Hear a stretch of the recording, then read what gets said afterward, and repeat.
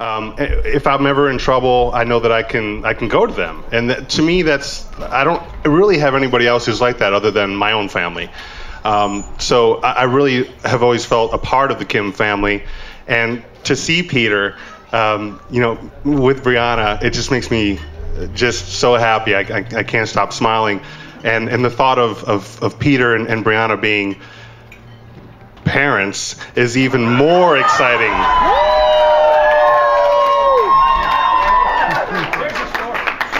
I just really believe that they're going to be absolutely amazing parents, and I'm hoping and praying that happens sooner than later. And the reason I'm hoping it happens sooner than later, because Peter, you don't want to be 70 when your kid's getting out of high school.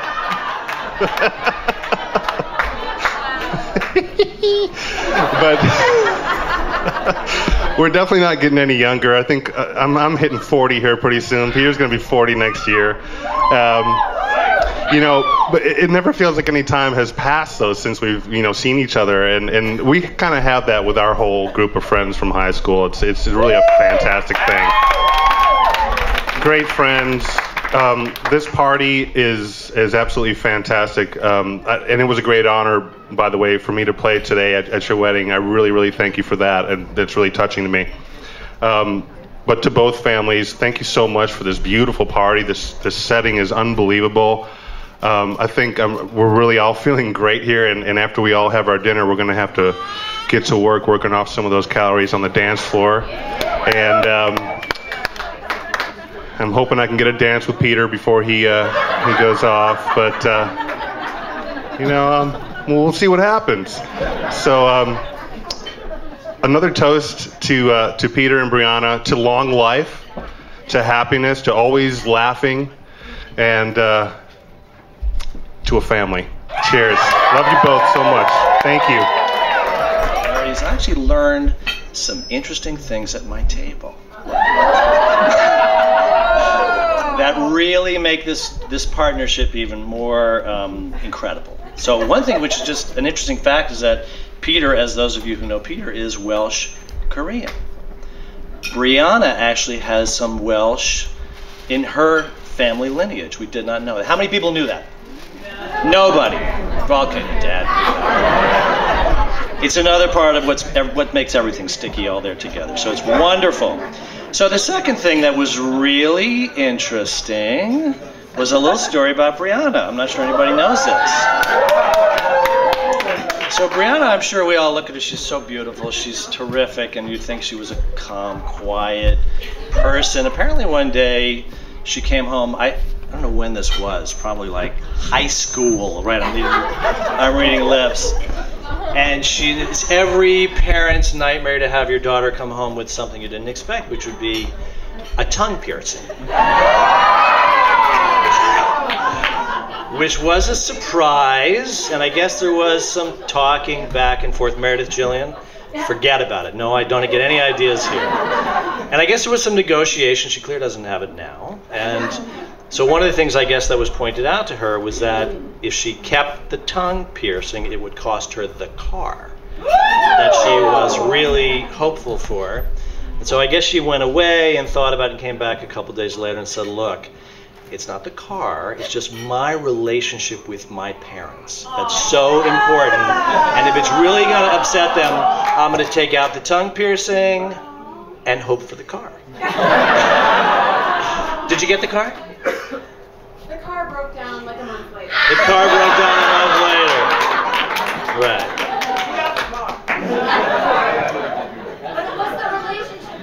It was the relationship that was important, and I think we heard a little bit about that today too. But that's obviously Peter. There's a similar story about Peter. It has to do with prison. I don't think this is the right time to talk about it because he was out in 60 days. No trouble. So that's. I'm just the warm-up act. That's all I am. But I do want to turn the microphone over to my wife. But I do want you to give it up one more time for these flowers, which my wife.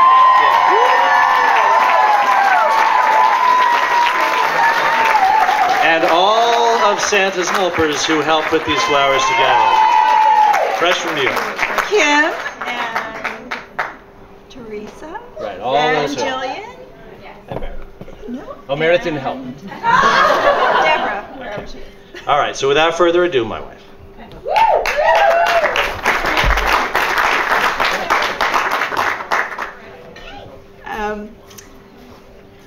Well, as you all know, Peter is my baby brother. I was almost 11 when he was born. So I changed his diapers, I babysat a lot for him, I attended thousands of soccer games, and I remember he was always by my side. I went away to college when he was 7, and I just found these beautiful cards he made for me, which I'll share with you. I'm looking first, Peter. There was one really special one that he made, which I put away for safekeeping, and I couldn't find it before I came, but he drew this bicycle, and he cut out the wheels. I guess my mother had told him that I was short of money, so he took $2 that he had, and he pasted the faces of George Washington behind the bicycle wheels, and said, "I heard you didn't have enough money. Here are $2." So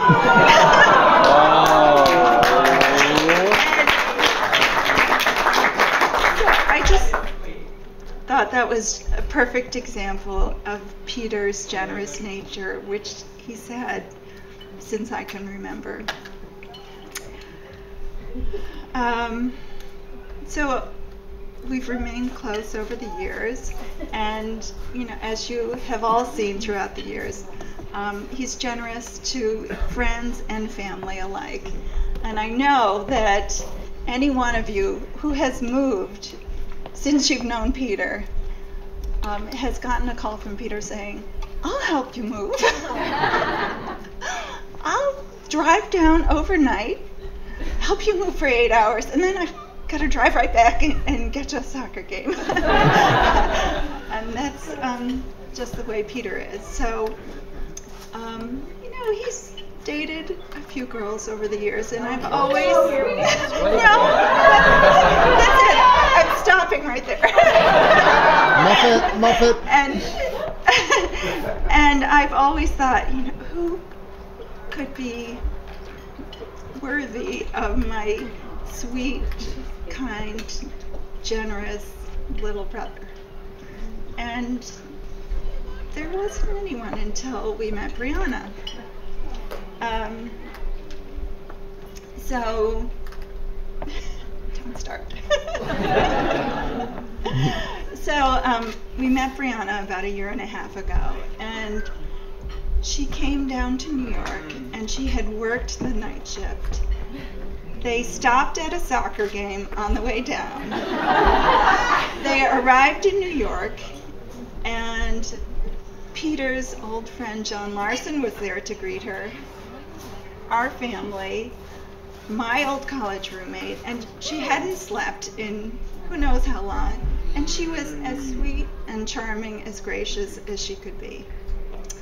So that was a great first impression. And then I think the next time I met you, I had suggested that you and Peter might want to come down to New York to, look at wedding things, check out Macy's for a registry, etc. But Peter was busy with soccer. So Brianna decided to come by herself, which I thought took a lot of spunk and guts and gumption. But she came, and she drove on a Saturday night using someone else's GPS, ended up driving back and forth on the Whitestone Bridge to a rather sketchy neighborhood in Queens, but finally made it to Manhattan and was as cool as a cucumber. So I admire her so much for that. But later in that weekend, Brianna and I were out shopping, and Peter's Middlebury team was playing in the finals of their championship against their arch rivals, I think. And Brianna and I were in one of our favorite stores, Anthropologie, in the dressing room. But we were checking the score very frequently. No, we really were. We were calling in, trying to download it, whatever. And it was in the dressing room that we found out that your team had lost. And we were both so upset for you. And I said, oh, Brianna, I'm so upset for Peter. He's going to be so depressed. You know, he's probably not going to be able to speak for days. How do I deal with that? And she said, you know, just very calmly, she said, you know, it's really hard for him, but I just give him some time to himself and a little space, and then when he's ready, we talk about it, and it's okay. And it was at that moment in the dressing room at Anthropologie that I knew Peter had found the right person for him, who is kind and generous and supportive and just a perfect match. So congratulations to both of you, and I couldn't be happier. Hi, I'm Matthew. I'm Peter's older brother. And I understand there's a wedding. There was a wedding here today. I had heat stroke, so I'm not sure exactly what happened,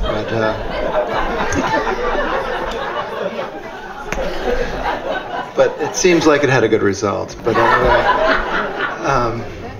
I moved to Vermont about 12 or 13 years ago, and I moved in with Peter. God, it was that long ago. And Peter took me in as it was, and we were roommates for about 20 years. But anyway, you know, since the time I moved to Vermont, myself and my wife Donna have met a number of Peter's dates and girlfriends, and we suffered through a few dinners. And on behalf of of my wife Donna, and I think probably Mitch and Monique and Jed and Sarah, we want to say thank you.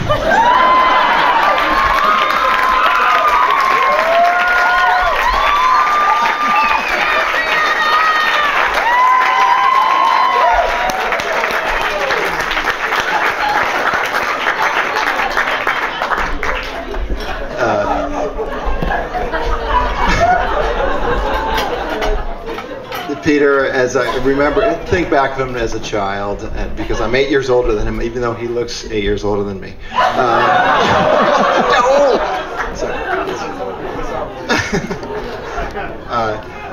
Peter, as you all know, and you've heard the stories, he is one with a golden heart. I mean, and you all have an example of that in your lives, and what I see in Brianna is his equal in a golden heart, and we're so happy to have you in the family. And here's to Peter and Brianna. So, first time we met Peter, we were sitting together and talking, and it was a pretty casual setting, and Peter reached over and we had a long day together. Peter reached over and started rubbing Brianna's feet. And we had a long day together. These were not fresh feet. But he was massaging, he wasn't really even thinking about it. He just reached over and was massaging her feet, and I thought, there's something here. Because Brianna is a caretaker. She takes care of people. And finally, here's someone that can help take care of her too.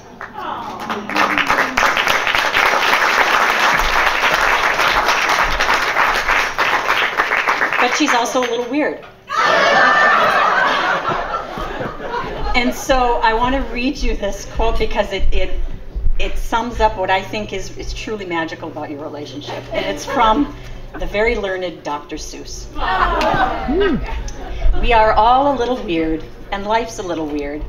And when we find someone whose weirdness is compatible with ours, we join with them and fall in mutual weirdness and call it love. Congratulations. We are so happy to have you back.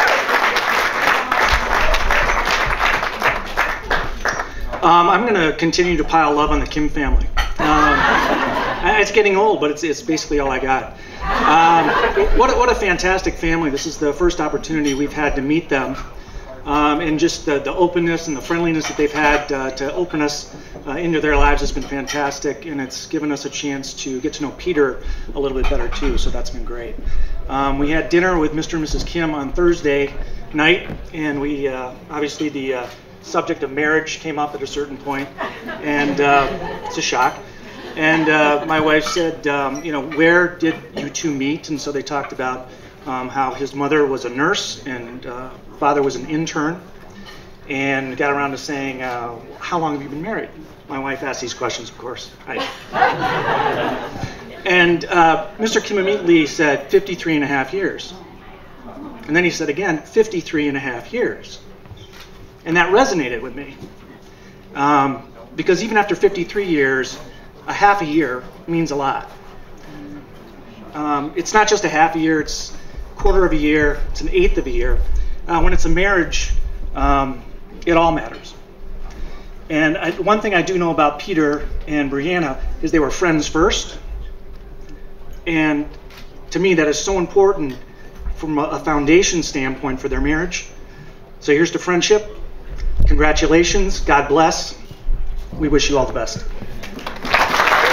I don't know how many of you know this, but Brianna took an unpaid leave from work to go down to Haiti and volunteer her services as a nurse.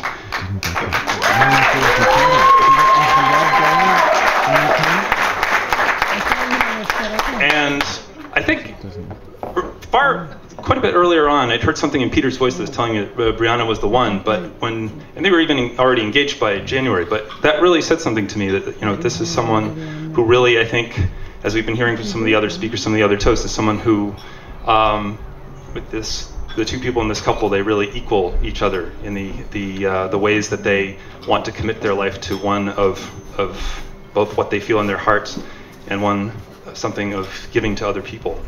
So I'd like to thank you both for including me in this special day of yours, and also offer a toast and appreciation to everyone here for your spirit of openness and giving to everyone else in this wedding party. This has been a really wonderful wedding. Thank you. Did anyone else want to talk about children?